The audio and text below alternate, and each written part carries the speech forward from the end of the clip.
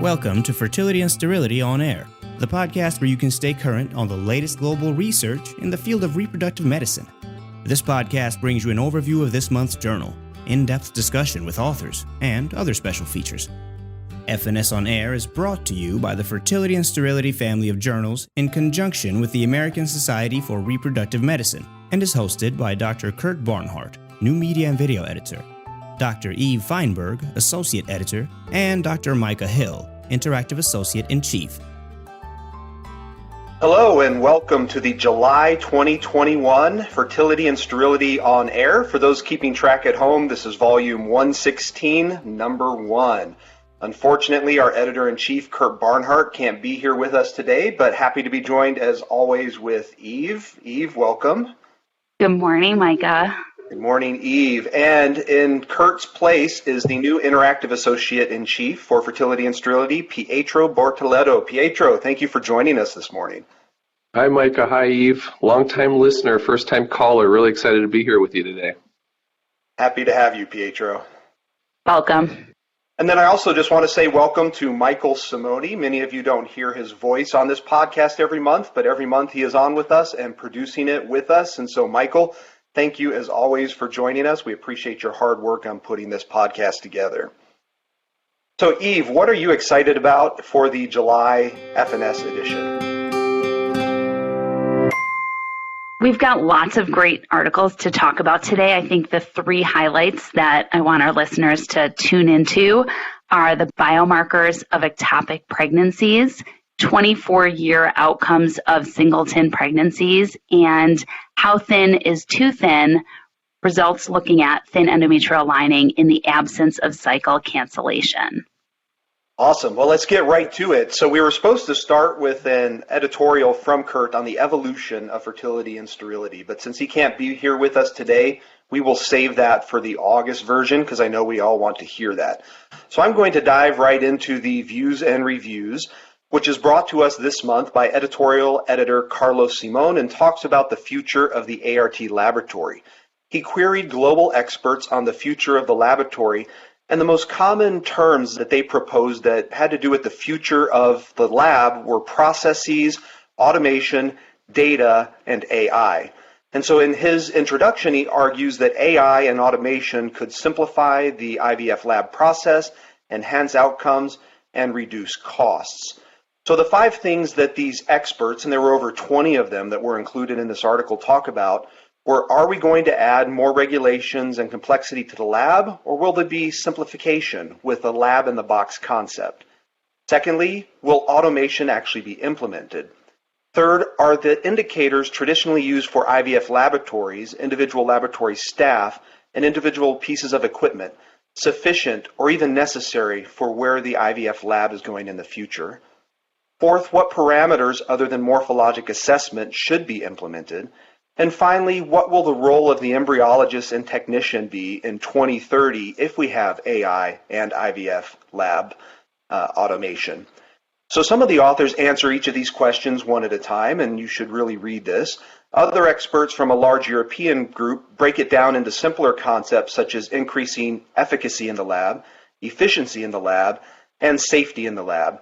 So finally, some American lab experts talk about whether the IVF lab will evolve or will it wither on the vine.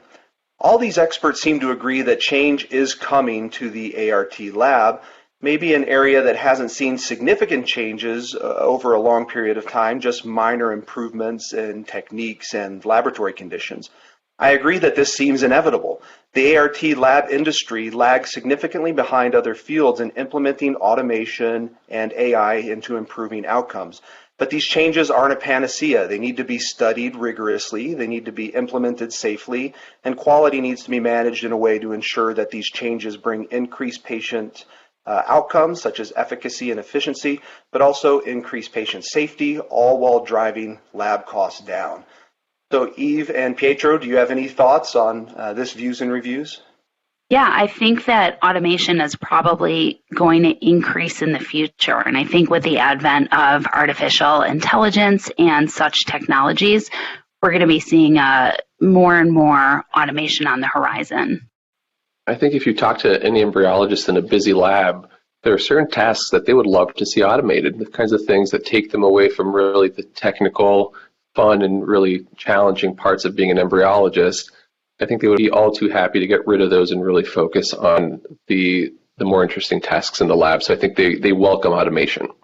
Yeah, and I agree with that. To that point, certainly this is never going to be a technology that will replace the embryologist. This is really an embryologist enhancer, allowing them to be better and have more time to do what they do great.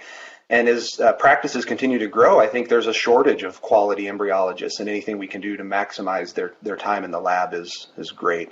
Speaking of AI and automation in the IVF lab, the next Fertility and Sterility Journal Club Global will come live to all of us on 26 August. We will be highlighting the first article from Fertility and Sterility's sister journals, FNS Reviews, with Editor-in-Chief Ann Steiner and Media Editor Blake Evans talking about automation, IVF, and the ART laboratory. So please join us for that. If you missed the recent FNS Journal Club Global on non-invasive PGTA, please log on to fertsturt.org or fertsturtdialogue.com, where you can see the replay of that journal club. So Eve, I think it's on to you next with this month's Fertile Battle. This next Fertile Battle is about COVID vaccination in women seeking pregnancy or an early pregnancy. What is there to debate? This issue's Fertile Battle debates what, for many clinicians, is a non-issue, i.e. COVID-19 vaccination in women seeking pregnancy or early in pregnancy. As a member of the ASRM COVID-19 task force, I was a little scared to read this, meaning, are we actually going to have a debate about vaccines in a scientific journal? Rest assured, though, there are no anti-vaxxers or doubters of science among the authors of this debate. The authors of both the pro and con side are strong proponents of vaccination, but in the spirit of debate have focused their arguments on their assigned sides, and it was really excellent and quite informative. The purpose of the debate is to highlight the current state of knowledge and the risks of COVID-19 infection during pregnancy, and risks and benefits of vaccination in the population of women that providers of infertility care most commonly see, to allow for informed decision-making. The pro side was written by Meredith Snook and Richard Beige, who make the following points. Non-live attenuated vaccines are widely utilized and recommended in pregnancy. Maternal immunization through prenatal vaccination has improved maternal and neonatal health for numerous infectious conditions. While the overall risk of severe COVID-19 among pregnant women is relatively low to an individual patient, those who get infected and develop symptoms are at increased risk of more severe illness compared with their non-pregnant counterparts. Specifically, pregnant women with symptomatic COVID-19 demonstrate an increased risk of admission to an intensive care unit, increased need for mechanical ventilation, and increased risk of death compared with symptomatic non-pregnant individuals. An infection earlier in pregnancy may increase the risk for adverse fetal outcome. The authors also cite that emergency data from DART and VSafe are also reassuring. VSafe is an active safety monitoring and surveillance smartphone-based tool for post-vaccine follow-up. As of March 29, 2021, almost 70,000 VSafe participants have indicated they were pregnant at the time they received COVID-19 vaccination, and close to 4,000 are enrolled in the VSafe COVID-19 vaccine registry. There have not yet been any observed safety concerns for those pregnant people enrolled in VSafe, and early data do not indicate any safety concerns with regard to pregnancy and neonatal outcomes. The authors conclude by saying that for pregnant patients, the risk of the unknown must be balanced against the very real risk of what is known. For patients undergoing infertility treatment, they should strongly consider vaccination, as they may incur the risk of severe COVID-19 related illness and associated morbidity and mortality the longer they wait. The con side of this argument was written by Rick LeGros and Catherine Pauls. Their argument hinges upon systemic exclusion of pregnant women from trials and the idea that we cannot make recommendations in the absence of rigorously collected data. They discuss the historical context of pregnant women as vulnerable subjects and the Common Rule. The Common Rule was first issued in 1981 as part of the Code of Federal Regulations. Up until 2018, pregnant women were described as vulnerable in the Common Rule. In 2018, this was revised, but listed 10 conditions that must be met in order for research to be initiated in pregnant women. The first condition is the largest hurdle, and that is preclinical studies, including studies on pregnant animals, and clinical studies, including studies on non-pregnant women, have been conducted and provide data for assessing potential risks to pregnant women and fetuses. So therefore, one cannot study pregnant women until after trials, including non-pregnant women, have been completed.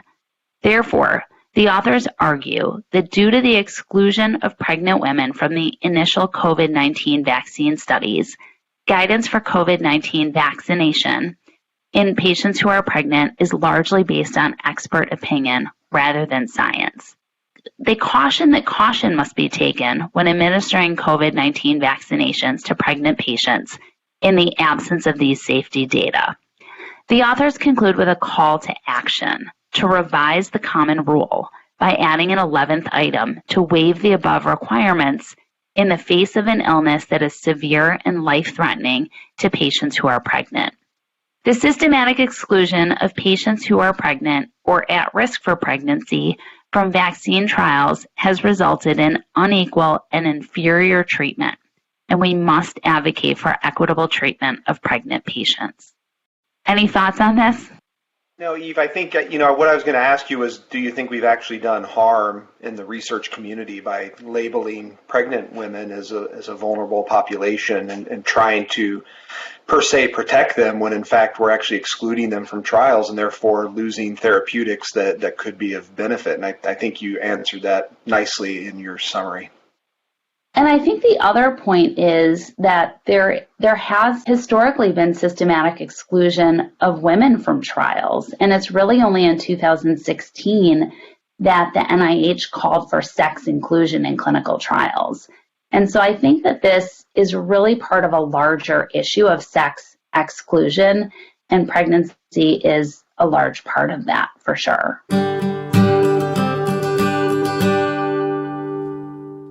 Mike, I'm going to turn it over to you to talk about perinatal outcomes in singleton pregnancies after IVF cycles over 24 years. I'm really excited to hear what you have to say about this one. Great. Thank you, Eve. So in this month's seminal contribution to Fertility and Sterility, it's titled Perinatal Outcomes in Singleton Pregnancies After IVF Cycles Over 24 Years. It's from first author Shaw and colleagues from Harvard and Boston IVF and a global team, and they wanted to study how changing clinical and laboratory practices impact singleton birth outcomes. So this was a retrospective cohort from one academic U.S. center covering 24 years of IVF and incredibly over 14,000 singleton IVF births. The authors adjusted for numerous variables that were likely to change over time, such as fresh versus frozen transfer, maternal age and BMI, and the number of embryos that were transferred. They reported a 4-gram decrease in baby birth weight over the 24 years, which was statistically significant with 14,000 cycles, but 4 grams probably not clinically relevant. They did report a 1.7 reduction in large for gestational age babies annually, and a 3.2% reduction in preterm births annually over the last 24 years. I would just say that those are reductions in the annual odds risks or odds ratios, not the absolute risk. Finally, fresh embryos weighed 155 grams less than frozen embryos, and this persisted over time, and this is consistent with prior studies and the bulk of the literature that shows that frozen embryos seem to have larger birth weights. In conclusion, the authors said that the study demonstrates a reduction in important markers of neonatal outcomes over time, primarily large for gestational age and preterm delivery. The commentary from Albugar in Egypt asks in the title, "Do we have evidence?" While he doesn't provide the answer to that in his commentary, he notes the uniqueness of this study in providing a large sample size at a single university center over a large time frame. He notes that 32% of this study's frozen embryos were actually PGT tested, something that might affect the study outcome over time. And actually, if you think about it, the plausibility of the study's conclusion in either direction. I just have two quick comments. The first is on a confounder that this study actually can't account for. It's improvement in obstetric care over a 24-year time period. And you can find obstetric literature that shows a similar reduction in preterm delivery over the same time frame that seems to be independent of IVF. So is this actually showing that IVF lab outcomes over time are reducing preterm delivery, or is this just showing that this is a reflection of the trend that we're seeing nationally with obstetric care? Finally, I talked briefly with first author Shaw and senior author Sakis, and they agree that the most interesting finding is that frozen embryos had larger babies, and this was persistent over a 24-year time period. And I think that's a uniqueness to the study that confirms other studies, but show that perhaps this is not changing over time as our technology changes, but is in fact either innate to something with the freezing of embryos or maybe the actual protocols that we primarily use for our frozen embryo transfers. So in conclusion, this month's seminal contribution to the journal provides evidence of improved singleton gestation over time from a large academic private practice. Micah, one quick question on that. The difference in gestational birth weight was 150 grams? That is correct, between fresh and frozen embryos over time. So whether, again, like the 4-gram difference over time that they saw, is 150 grams clinically relevant? I think most of us would say probably not. From a biologic standpoint, I think it's interesting to maybe understand why that might be, but I don't think it's clinically relevant enough for us to be concerned about doing frozen embryo transfers in patients. Yeah, I agree. I just have a hard time getting excited about 150 gram difference. Similar to other articles that we're talking about today, I think, statistical findings need to be placed into clinical context. And so just having a significant p-value or odds ratio or relative risk doesn't necessarily mean that that translates into change in clinical practice or patient counseling. Yeah, I could not agree more. So Pietro, I think you are up next with the ASRM pages for the journal. So this July edition of FNS also has 3 really important committee opinions being published. And I know Micah likes to remind listeners, but these really are must-reads for practicing REs and trainees entering the field. The first is entitled Disposition of Unclaimed Embryos, an Ethics Committee Opinion, which replaces the 2013 document and updates the terminology from abandoned embryos to unclaimed embryos. If you speak with an embryology lab director today, they'll tell you that one of their increasing headaches is how to handle unclaimed embryos, particularly when cryostorage tank space is at a premium. You unfortunately also see some of these issues on the front page of the New York Times all too frequently. This committee opinion drives home the point that programs need to create and enforce written policies addressing the designation, retention, and disposal of unclaimed embryos. In the absence of such policies, they suggest classifying embryos as unclaimed if 1. A reasonable period of time has passed since contact with patient or couple has been made, 2. Efforts outlined in the consent form have been made to contact the individuals, and they point out that you really should be documenting these carefully. And 3, no written instructions exist regarding disposition of embryos. Fulfillment of these criteria allow IVF programs to make more active disposition decisions for unclaimed embryos. The committee also makes a point to underscore that unclaimed embryos cannot be used for research purposes or donated for reproductive use unless specific permission has been documented at the time of their creation. Micah, so the RAND Corporation estimates that there's nearly 400,000 embryos that have been frozen since the late 70s, and only 3% of patients have designated these frozen embryos as potentially useful for research. That's a lot of rich biologic material that's been cryopreserved. And I think with appropriate permission, there's an opportunity here for these materials to have a second life as a tool for be it training, research, lab QI. Micah, my question's for you. Whose job is it to have these conversations with patients, and where along the clinical relationship do you have them? All right. So Pietro's bringing the heat with his first article that he discusses. I agree with you. I think, one, from a ethical standpoint, it's a huge issue. From a liability and maintenance standpoint of having these embryos in the lab, we all know that that's a big issue for programs, and how do you end up expanding your space just to even physically be able to store them. But you're right, there is a lot of potential for these embryos. Whose job is that? Is loaded. I think ASRM certainly, from my perspective, takes that question seriously and should be a leader and an advocate for that. But my guess is we probably need legislation changes in the country, at least in the United States, if we're going to move in a direction that allows us to use those embryos. Eve, what do you think? I almost had a heart attack when you said legislation. I thought you were talking about legislation about discarding embryos. And I was thinking, I don't want any more legislation in the IVF laboratory. So I agree with you. The Dickey-Wicker Amendment must be reversed. I also think that a lot of this really hinges upon an individual's belief on when does life begin. And I think it's a fascinating topic. Last week, our fellows and I had a really fascinating discussion about religion and ART and looking at the different religions from Judaism to Catholicism to Christianity to the Muslim faith and Buddhism, looking at those various beliefs. And I think that it plays into how people think about their embryos. Do they think about their embryos as potential to be life, or do they think about their embryos as children? And I think our patients really view this from a wide spectrum. And so I think it is important. These are difficult conversations, but I think it is really important at that IVF consult for the physician doing the IVF consult to have a carefully crafted discussion about cryopreservation.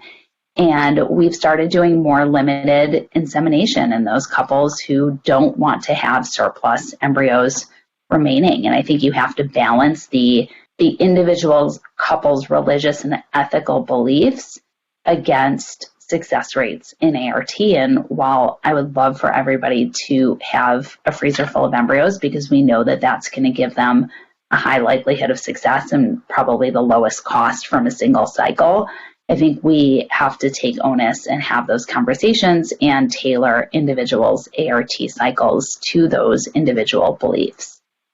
Yeah, those are all great points, Eve. We have fellowship didactic debates, and I think you maybe gave me the idea for the next one. When does life begin? Because I don't know that we can completely answer that scientifically. So there's a lot of individual belief that comes into that, and it's important to understand from a patient perspective. And Micah, if you find out the answer, will you make sure to come back and share it with the listeners here on the FNS podcast? I'm sure they'd love to know. The second committee opinion in the July edition is entitled Evidence-Based Outcomes After Oocyte Cryopreservation for Donor Oocyte IVF and Planned Oocyte Cryopreservation. Eve, we've come a long way since that first live birth from a cryopreserved oocyte in 1987 in Australia that was reported in The Lancet. After moving from slow freezing to vitrification, oocyte cryopreservation has really become a reliable and highly effective option for women, to the point that in 2013, the ASRM removed the experimental label for oncofertility indications. It's worth noting to the listeners that they didn't go so far as to recommend oocyte cryopreservation for the purposes of circumventing reproductive aging, but that hasn't stopped it from being an increasingly common patient scenario that REs see in their practice. For this publication, the ASRM Practice Committee conducted a systematic review of literature from 1986 to 2018 with a focus on vitrification-era studies only. Based on the quality of the available data, which they acknowledge is in general quite limited, they state that there's insufficient evidence to predict live birth rates following planned oocyte cryopreservation, which at the end of the day is what matters to patients. While you can't predict live birth, the committee opinion does state that ovarian reserve tests can be used to estimate the anticipated oocyte yield in women undergoing oocyte cryopreservation. The committee also affirms what we suspected, that live birth rates are improved when oocytes are frozen at younger ages, neonatal outcomes are not different between fresh and frozen oocytes, and there is no difference in pregnancy rates with fresh versus frozen donor oocytes. Eve, my question's for you. Every REI practice has seen a huge increase in planned oocyte cryopreservation in the last several years. What are you seeing in your practice volume-wise, and how are you counseling these patients who think that oocyte cryopreservation is a foolproof insurance policy to meet their future childbearing plans? Those are excellent questions. You bring up a really good point about, quote, insurance policy, and I want to really harbor on this point. there's an ethics document that was published in 2018 called Planned Oocyte Cryopreservation for Women Seeking to Preserve Future Reproductive Potential, an Ethics Committee opinion. In this article, the Ethics Committee really spells out the idea that we should not be talking about oocyte cryopreservation as fertility preservation, and we also should not be talking about oocyte cryopreservation as an insurance policy. I think it's really important that we use the right language and let patients know upfront what are some of the benefits of the technology and what are some of the limitations of the technology. And I just want to read one paragraph. The issue of false security is highlighted when planned oocyte cryopreservation is referred to as, quote, insurance policy for future childbearing, raising a concern that women may rely too confidently on their preserved oocytes. It then goes on to say physicians and those acting in concert with them should avoid overstatements that may invite or allow misplaced confidence. And I think as we navigate the increasing volume of patients seeking planned oocyte cryopreservation, we need to be really deliberate and on the same page with the language that we are using. And finally, we end with a publication from the Ethics Committee entitled Disparities in Access to Effective Treatment for Infertility in the United States. The authors hold nothing back. Right from the start, they state clearly that formation of a family is a basic human right and point out that infertility is a recognized disease by the WHO and the AMA. Still, significant disparities exist in not only access to fertility treatments, but also treatment outcomes. At the time of the publication, the committee opinion points out that only 9 states provided comprehensive coverage for infertility treatment to at least some residents via state law mandates. I'm proud to say that New York is one of them, and I know where Eve is in Illinois is another. But coverage doesn't always mean access. Several states impose significant restrictions. For example, Maryland, where Micah is, imposes a 2-year waiting period, exempts religious employers, covers only married couples, and requires that only a husband's sperm be used for infertility treatment. Some states require 6 to 12 months of unprotected heterosexual intercourse, excluding same-sex couples and single individuals from mandated coverage. Despite its many shortcomings and significant gaps in access, states' mandated insurance as a whole, though, is good and increases utilization of infertility services and reduces financial pressures to transfer more than an embryo at a time. The committee opinion points out that insurance mandates reduce the moral hazard patients face when the financial incentive is no longer to maximize their pregnancy chance with each individual treatment cycle, which can have personal and long-term health consequences. While economic factors are the key driver in disparities in accessing effective treatment, there are significant individual and systematic discriminations that disadvantage people because of their race, ethnicity, sexual orientation, or gender identity. Even in states with mandates, infertility care is still utilized disproportionately by non-Hispanic white women of high socioeconomic and educational status. Micah, you work in an interesting setting where you provide infertility care for the men and women of the armed forces. How does the care you provide change when you're able to work within the confines of having access and coverage? Does coverage always translate to access for everyone in the military? I would say in general in our population, we see rates of care that are similar to the U.S. population. And so we've actually taken advantage of that by publishing several studies that have looked at equal access to care in the military setting. Eve Feinberg may have done that when she was a fellow at the NIH and Walter Reed herself. So yeah, I do think we do see fairly equal access. That being said, the military has historically been very conservative, and so with maybe other populations, such as LGBTQ, there have been some lag in that I think has been changed in the recent years. But I think you're exactly right, Pietro. Nationally, there's a huge variation and a huge disparity in access and treatment, and I think we recognize that there are a lot of variables to that, and we're probably lagging behind several other countries that do a much better job in ensuring equal access to care for our treatments so people can build a family. Eve, you're a fertility provider in a mandated state. What do you love and what do you hate about working in that environment? To your point earlier about just because people are in a mandated state doesn't necessarily mean that they have coverage. Illinois has a really generous mandate. However, only 50% of patients actually have jobs that follow that mandate. There are many exclusions to the mandate. What I love about it is for those patients that do have full coverage, things like single embryo transfer, cryopreservation, freeze-all, those are included in their treatment cycle. They're not add-on costs that patients have to pay. And so I think it does take a little bit of the pressure off when having conversations about single embryo transfer, that patients understand that if it's not successful, they can move forward with another transfer under their coverage. And so I think it incentivizes safe care.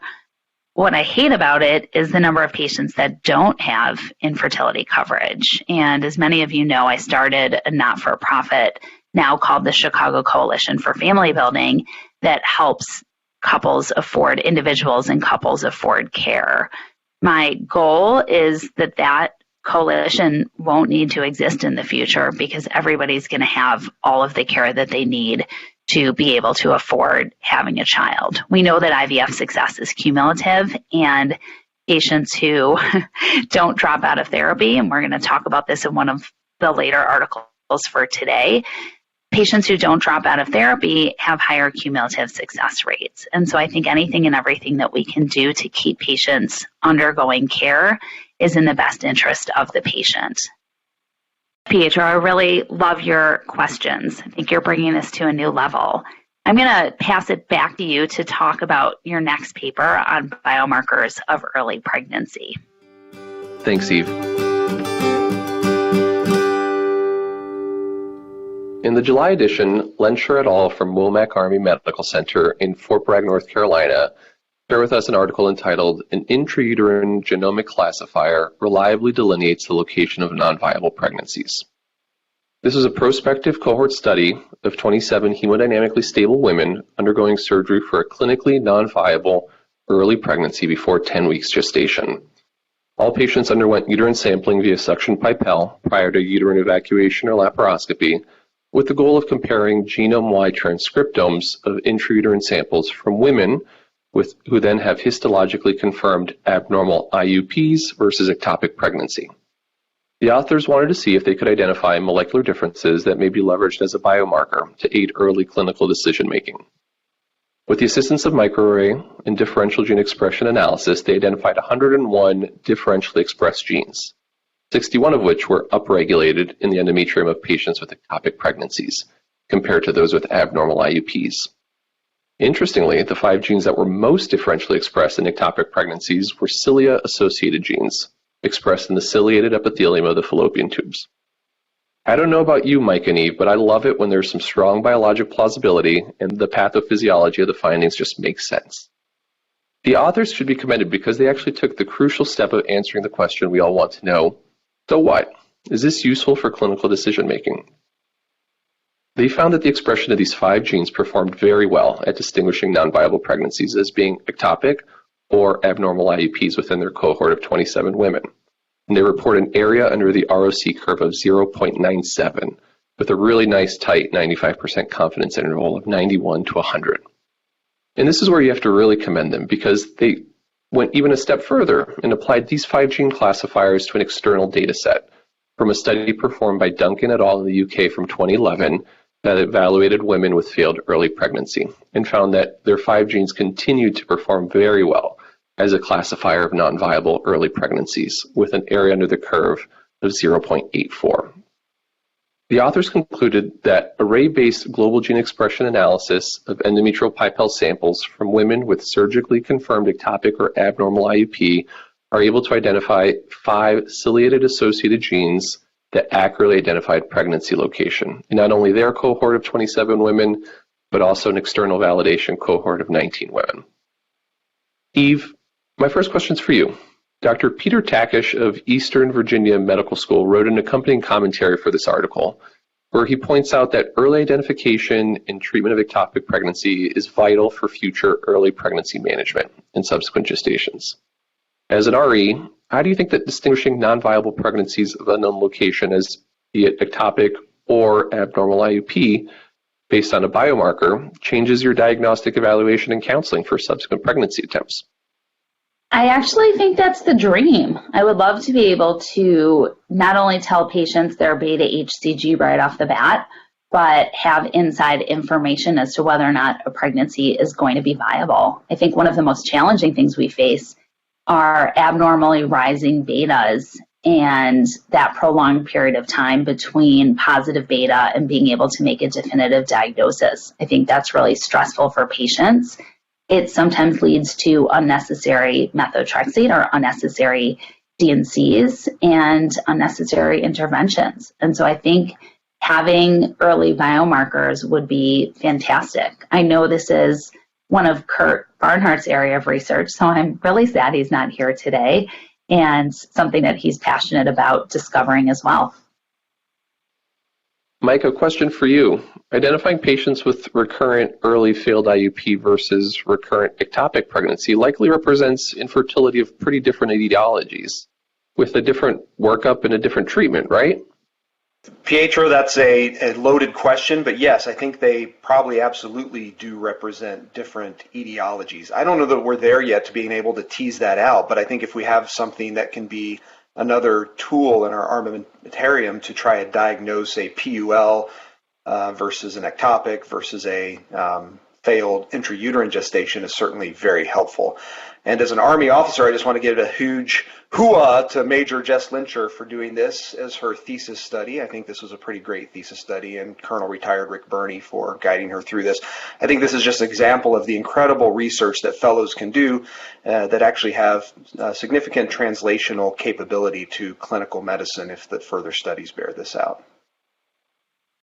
This next paper that I'm going to talk about, I alluded to earlier in the introduction. The paper is Dropout Rate and Cumulative Birth Outcomes in Couples Undergoing IVF within a Funded and Actively Managed System of Care in New Zealand. The paper was written by Laura Miller with senior author John Peake from Fertility Associates, New Zealand. The objective of this study was to determine the dropout rate between first and second IVF cycles in a controlled population derived from a publicly funded and actively managed care system in New Zealand, including the reason for dropout and associated cumulative live birth rates.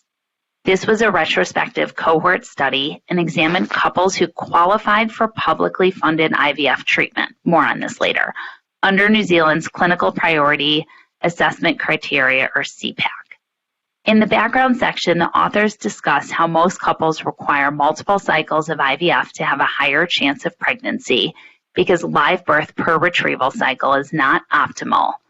Perseverance through IVF treatment is an important aspect of treatment success. It has been demonstrated that couples who continue with IVF, over 90% of them will have success. However, most studies find a cumulative chance of success to be lower because of patient dropout. It is important to understand a little bit about New Zealand's health system in order to put this study into context. First, only good prognosis patients have access to fully funded fertility care. Prognosis was calculated using a standardized assessment score factoring in age, ovarian reserve, prior children, and permanent sterilization. Fully funded care equals 2 complete IVF packages, with each package consisting of a retrieval, fresh transfer where appropriate, and all subsequent FETs with embryos generated from that cycle. Cycles are actively managed with the use of treatment coordinators and unlimited free access to the care team. Structured timing of physician follow-up consultations were incorporated at the end of a treatment package or with cycle cancellation for poor response. Prognosis score was recalculated between treatment cycles, and those patients who no longer qualified were not able to move to a second IVF package. Wait time to start an IVF cycle was 12 months, and the average wait time after completion of one IVF cycle before the second was 6 months. Wow. There were 974 couples included in this study. The main finding was that in good prognosis population, the main finding of the study was that in a good prognosis population, patient dropout rates were only 10.4%. Approximately 20% of couples who failed their first IVF package were not eligible to complete a second IVF package. There were 47 couples who were eligible for a second round, but who did not start treatment, and this population was the dropout group. These 47 couples were characterized into 4 groups: psychological reasons for dropout, medical reasons for dropout, other, and unknown. The cumulative live birth rate at the end of the first IVF package was 59% and was 72% by the end of all publicly funded IVF treatments. The take-home message from this study is that in a good prognosis population of patients who are actively managed, the cumulative likelihood of success is high and the dropout rates are low. There was an excellent reflections to this article written by Sophia Gamero from Cardiff University in the UK, who notes that the work done by Miller and colleagues supports the idea that it is beneficial to support young, good prognosis patients who have a strong desire to be biological parents through multiple cycles of treatment. She also notes that in the aftermath of a failed cycle, clinics could be proactive in reaching out to their patients, and this so-called active management of patients can ultimately yield higher cumulative success rates. I really liked this paper, and I really liked the framework that it proposes in terms of a more active management of patients.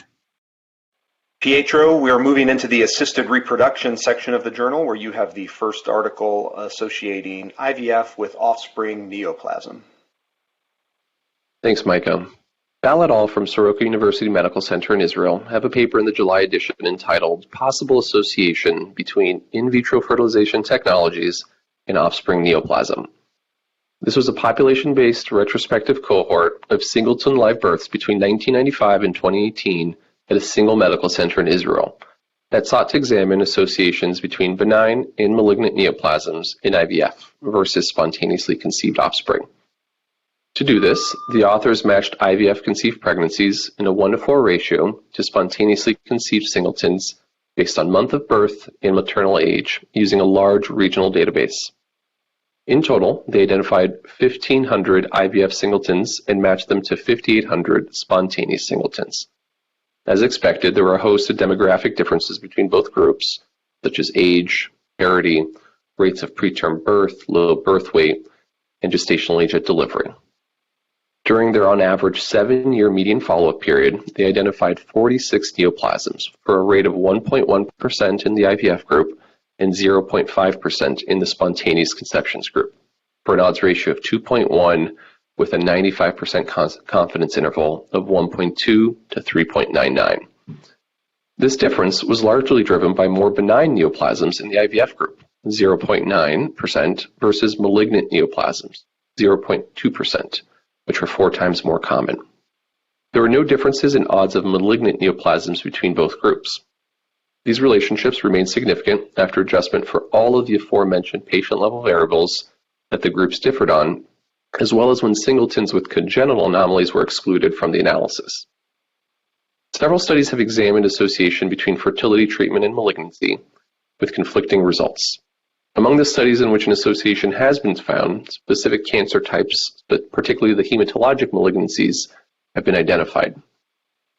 Micah, you know how much ground needs to get covered in a new patient visit. Are these potential risks to ART-conceived offspring something that we need to be telling our patients about up front and in a more structured and rigorous way? That's a great question, Pietro. I think when we think about epidemiologic studies and when they find associations but have very large sample sizes and very low absolute risks of any disease, we need to think about it from a practical standpoint and switching from just thinking about p-values and odds ratios to what's the actual harm or benefit to the patient that's sitting in front of us. And in this study, similar to things that we think about with imprinting disorders and ART, we're talking about a very low absolute risk. If you're talking to a single patient sitting in front of you, the chance that she actually has a baby and that baby has a cancer is going to be well less than 1%. And the number of patients that you would need to treat with ART, if these findings are true, to actually harm is probably somewhere in the range of 1 in 200. And so I think it's fair to include that in your consenting process. We have some of this information in a educational video that we have our patients watch that takes a couple of hours. And it's certainly included in the SART consent forms that many clinics around the country use. But I have never had a patient not choose to reproduce or procreate or have a family because of a risk that to them themselves actually having a child with this is incredibly low. So overall, while the headline to this article may sound alarming, I actually find it reassuring because I think the risk to individual patients and individual offsprings is actually relatively low. This next paper talks about endometrial thickness. The title is Endometrial Thickness is Not Predictive for Live Birth After Embryo Transfer, Even Without a Cutoff. And this was written by Bahar Shakarian with senior author Beres Ata from Istanbul, Turkey. I thought this was an interesting study that helps to shed light on a very relevant issue, endometrial thickness. When we talk about IVF success or failure, I always think about the various factors that are in play in order to drive success. The egg or egg quality, the sperm or sperm quality, and the receptivity of the endometrium. Endometrial receptivity is a hot topic, and I think there are many ways to evaluate receptivity, such as on a macroscopic level, as to the appearance of the endometrium on ultrasound.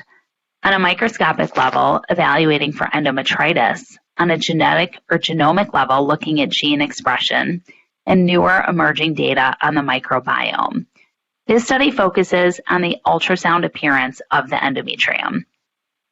The objective of this study was to investigate the predicted value of endometrial thickness for live birth when a lower threshold of endometrial thickness is not employed for embryo transfer. This was a retrospective study and included all women who underwent fresh or frozen thawed embryo transfer between October 2016 and August 2019. Prior to pursuit of therapy, all women were required to have an HSG as well as a 3D transvaginal ultrasound. Uterine factors like fibroids or polyps were removed prior to commencing the start of an IVF stimulation cycle. Embryo transfer was planned regardless of endometrial thickness if the endometrium had a trilaminar appearance on trigger day for fresh cycle or progesterone start for frozen cycles.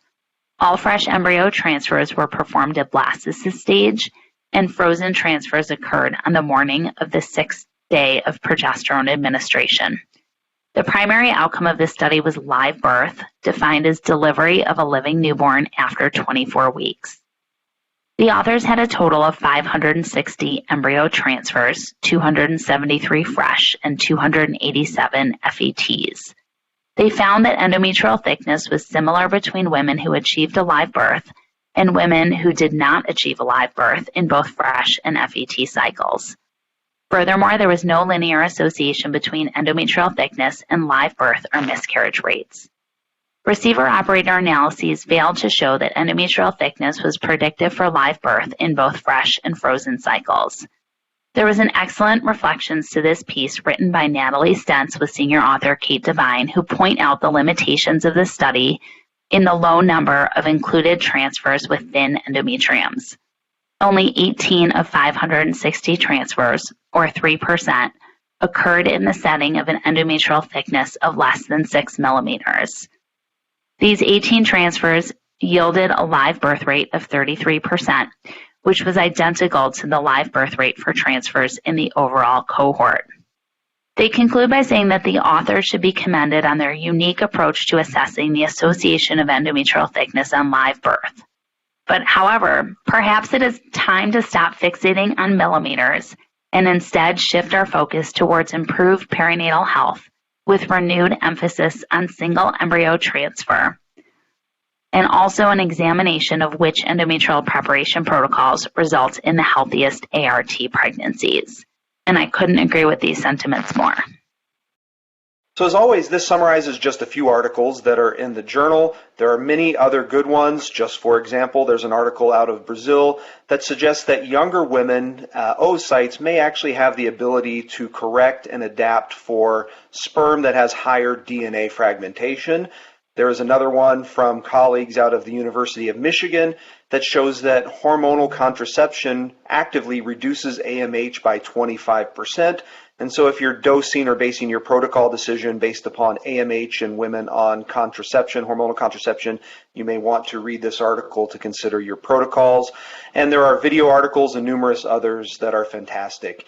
So Eve and Pietro, as always, it was wonderful to get together and talk about the journal. I hope all our readers take this and go to the actual paper journal or online journal itself and read articles that interest them. Eve and Micah, this was an absolute joy. Thank you so much for having me, and I look forward to being back as needed. Thanks so much, Pietro. It was really fun having you on, and keep those questions coming. Glad to have you, Pietro, as the new Interactive Associate-in-Chief, and I think you brought the heat on your first episode. We look forward to having you many more times in the future. Thanks so much, Micah, and please join us next month. Kurt will be back as our Editor-in-Chief, and we look forward to another great discussion about fertility and sterility.